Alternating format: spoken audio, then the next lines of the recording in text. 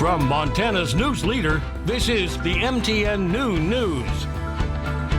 Good afternoon. Thanks for joining us on the Noon News. I'm Andrea Lutz. This afternoon, more than 60 million Americans are under the threat of dangerous heat from the Pacific Northwest to the East Coast.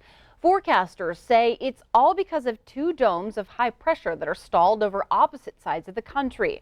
Roads are buckling near Seattle, which set an all-time heat record on Monday of 108. President Biden even weighed in, challenging climate change skeptics after Portland hit 116. Spokane is experiencing rolling blackouts, and Boston, Providence, Philadelphia, and Hartford are expected to set new heat records before the day is over. Fire officials across western Montana are asking people to be cautious now through the holiday weekend due to high fire concerns. Leaders with the Bitterroot National Forest say they're raising the fire danger levels to high because of the hot weather and dry fuels. That rating goes into effect today. This follows both the Flathead Tribes Division of Fire and Missoula County raising their levels high for the Flathead Reservation. Outdoor burning is closed for both, and fireworks are not permitted in the city of Missoula.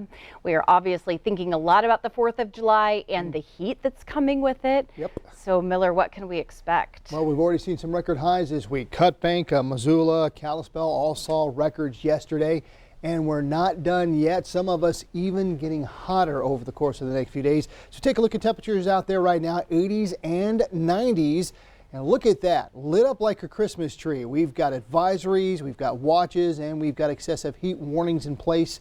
Some of those all the way through Saturday night. And we've got to worry about fire risk out there. A fire weather warning in effect to the northeast corner of the state, and over to the east we have that fire weather watch. So not only very hot, but very, very dry.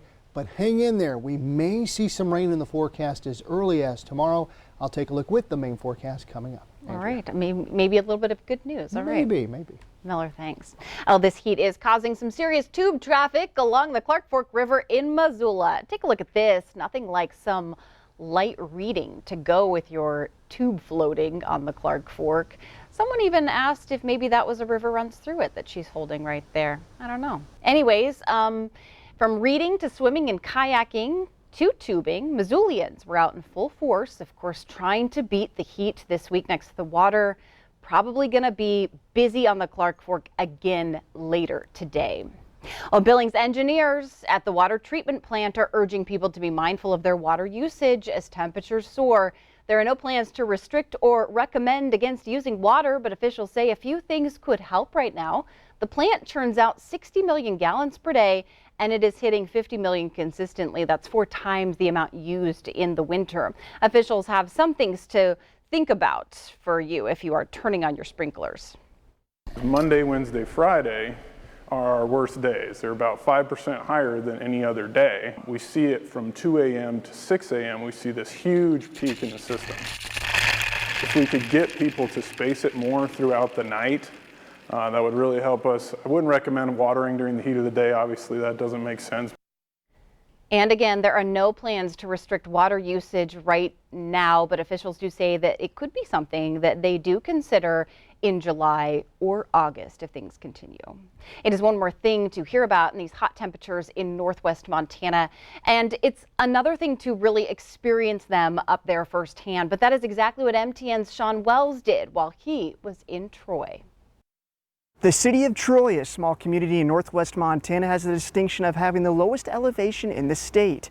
This week, they also have some of the highest temperatures. When it's calm like this, it stays here. The heat stays here. It doesn't move. There's no wind.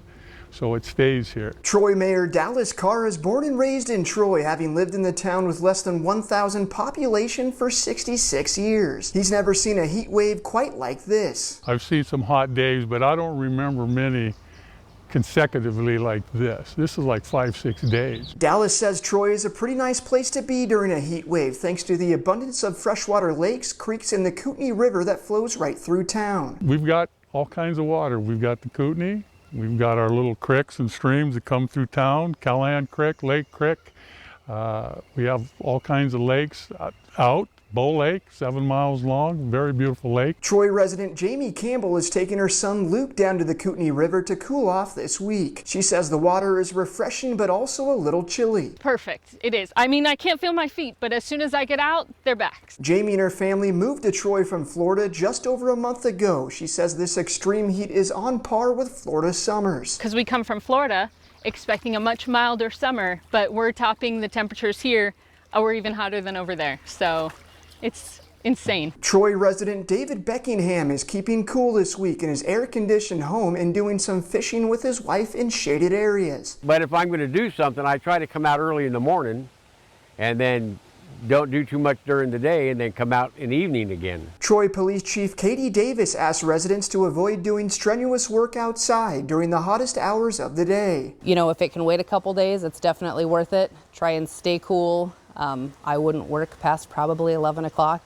You can tell them I told you to take the day off. Dallas says he's all set up at home to wait this heat wave out. Well, I put a mister up on my patio on my umbrella, and we've been staying, me and Linda have been staying inside. The dog's staying inside. I can't even pull him outside. In Troy, Sean Wells, MTN News. Mayor Carr is hoping temperatures cool down very soon because Troy is set to host its annual 4th of July fireworks show that attracts close to 6,000 people.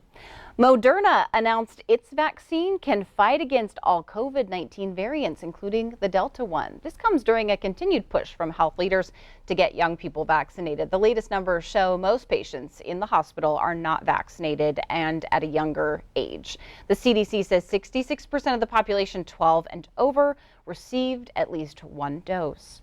COVID vaccines are designed to prevent people from getting the virus, but researchers think the shots could also help thousands of long haulers with lingering symptoms get relief. Newsy's Lindsay Thies looks into it. 28-year-old Aurora Gabriel's been dealing with long-haul COVID symptoms for more than a year. I would work out for 20 minutes and be wiped out, feel like I wanted to throw up or pass out.